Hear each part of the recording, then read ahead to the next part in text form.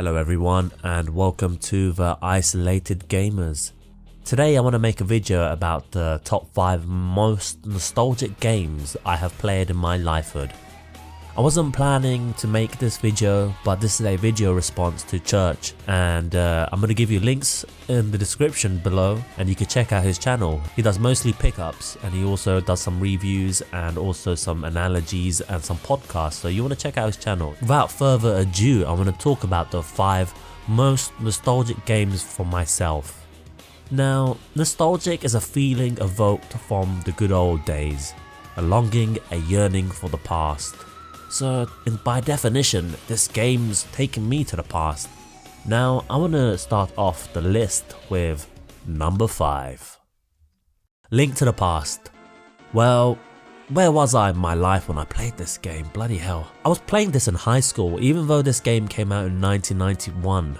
You know, it was really ahead of its time, this kind of open world environment.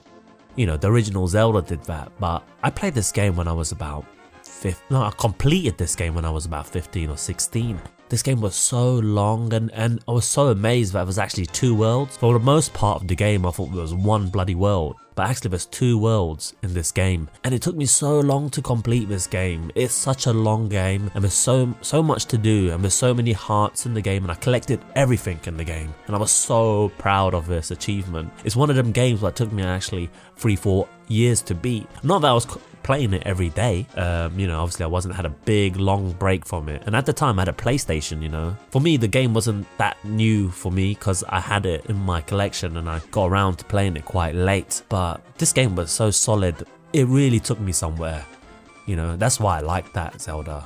A Link to the Past, bloody phenomenal. If you didn't play it, I'll suggest you pick it up, but I'm guessing you guys did because you guys are gamers. Number 4. Virtua Fighter 2 for the Sega Saturn. Bloody hell, I remember the first time when I saw this.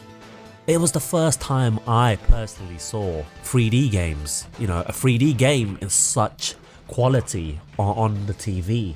It's, you know, it blew my mind. I remember when my brother bought it, the Sega Saturn, it was such a big deal, and I was in the shower, I remember, and got ready and etc, and I came out of the shower and I saw my brothers in the living room playing this game. You know, it looked phenomenal, and the music, oh my god, the music was so good, and I remember these characters in 3D environments ring out. It's like, oh man, and I was like so mesmerized, you know. At the time there wasn't anything like this, like 3D games. So when I saw these 3D characters, like, it blew my mind when I was young, man. And that was in 1994. Sure, you had 3D games before that, but I never saw personally anything like Virtua Fighter 2. It blew me away, and I thought, wow, Sega Saturn is the bloody future. And that's why I always have a sweet spot for the Sega Saturn in my heart. Yeah, I don't know how the game holds up today, but maybe give it a go. Number 3. Super Mario 64 for the Nintendo 64. I remember getting this game on its release date. It was released in the UK in the year 1997. I remember when I first saw this game, it was being advertised in a show in the UK called the Gamerz, and at the time the Nintendo 64 was called the Ultra 64, but that name never came through and we were left with a Nintendo 64. And I remember when I first saw the graphics on this game, it looked really good. Before Super Mario 64 we used to have 2-dimensional games. Sure, we did have like some games attempting 3D before this, but Super Mario 64 was 3-dimensional in such a way that it really did give the player a full sense of movement on the screen. And then before this we had nothing like it. And this game for me was very nostalgic, as I remember picking this game up on its release date from my local Blockbusters. It cost me around 140 quid, just the console alone. And I remember Mario 64 was 60 quid. And that's almost like half the price in comparison to the console. And it came out in the year 1997, and I remember when I was playing it one night and Princess Diana, hearing the news about the Princess Diana passing away. It was quite shocking at the time, but I remember that always stood out to me in my head, playing it with my brother in the living room, Mario 64, then hearing about Princess Diana passing away. And yeah, this game holds a very sweet spot for me. Number 2. Batman for the Game Boy. Batman with a gun. Yes, Batman with a gun only. He's walking left to right, simple. You know, there's enemies in front of you, you dodge their bullets. What else can I say? It's tight precision gaming again. But this time the music is like, really good. And some of the stages are mixed up into flight sections. Some stages have some flight sections, you know, and some stages you're forced to, you know, screens forcing you to move forward. It's a really good game. I remember when I first got this game, I was like looking at the box and thinking, damn man, this is so good. And it's, you know, oh man, there's just so much memories for me playing Batman on the Game Boy. I loved it so much. It's like, it's one of those games I could play again and again and again. Oh, that's why I love the Game Boy, like the original Game Boy. It just takes me back, you know. This is definitely one of the most nostalgic games for me. You know, if you never played Batman on the Game Boy, I would seriously suggest you pick it up. It's not like your traditional Batman, you know, where he's punching and all that shit. Batman on the Game Boy is based around Michael Keaton's movie, I believe. Yeah, the video game. It came out in 1990, so yeah, it must have been based around the Batman movie. I think Michael Keaton's my favourite Batman. On the topic of Batman, I really like him as an actor. He's really underrated. I heard they're gonna make Beetlejuice soon with the original actors Winona Ryder and Michael Keaton. I hope they do. There are some honourable mentions before I get to number 1, and here are the honourable mentions.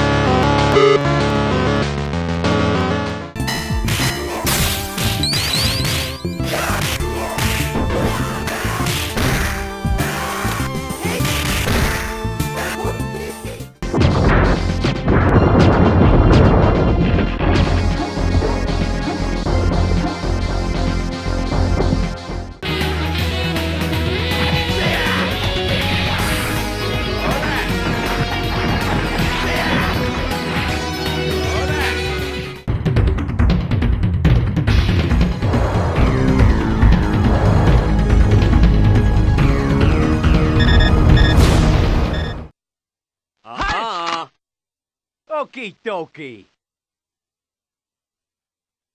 Okay, coming.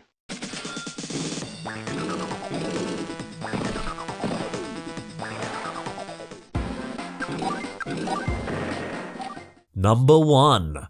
My most nostalgic game of all time. You might have heard me say it before in the past already. Obviously Double Dragon on the Game Boy has a sweet spot for me, as that was actually the very first video game I owned. I remember as a little kid when I first got that. Yep, that is right. It's number 1, Double Dragon for the Game Boy. It was actually the very first game I owned. I didn't even buy it, you know, my brother bought it for me, my older brother who I was playing Injustice with, that guy. Yeah, Double Dragon, what can I say? It's a game where the soundtrack is so charged and energized. It'll have you, you know, have you feeling good about yourself, and you'll be like, yeah, fuck yeah, I'll punch these guys, you know, it feels good, I'm gonna go further, you know. And it's like you got 2 buttons, punch and kick. You press punch and kick at the same time, you do a flying kick. You know, yeah, the buttons were very limited at the time, but I always appreciate a game with simple controls, but it's a challenge, you know. And Double Dragon is like a challenge. Some of the bosses are hard, you know, you really have to be quick, and it's a fair system. It has a fair combat system, Double Dragon on the Game Boy. However, I remember the last levels where these boxes are coming out the wall. That wasn't fair, dude. Like, how that was set up, that wasn't fair. Well, anyways, for me, Double Dragon has a very sweet spot to me, as that was the first game I owned, and in terms of being the most nostalgic game, yeah, I understand now is not the best Double Dragon ever made. Double Dragon Advance on the Game Boy Advance is very good game. Double Dragon on the Game Boy has such a sweet spot for me, just seeing the pixel, you know, of the guy's face when he's punching. Like, I remember pausing it and looking at it, I'm like, wow, this is so cool, the graphics, I can't believe it. It's like, you really appreciate, you know, the technology you had back then, you know, reminiscing on when I was young. I used to love my Game Boy.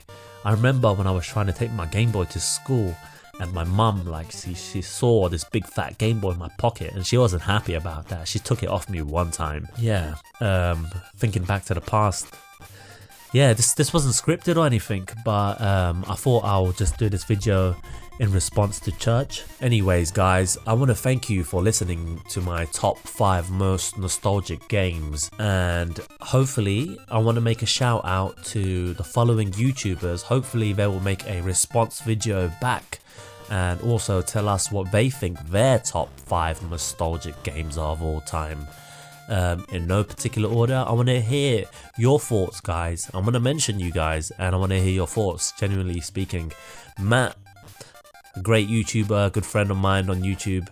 Matt, let me know what your 5 most nostalgic games are, dude. Put it out there for the world to see. He does mostly dumpster diving. He's a crazy guy. He hasn't been active on YouTube as of late, but hopefully, Matt, if you're listening, put out a video out there, bro.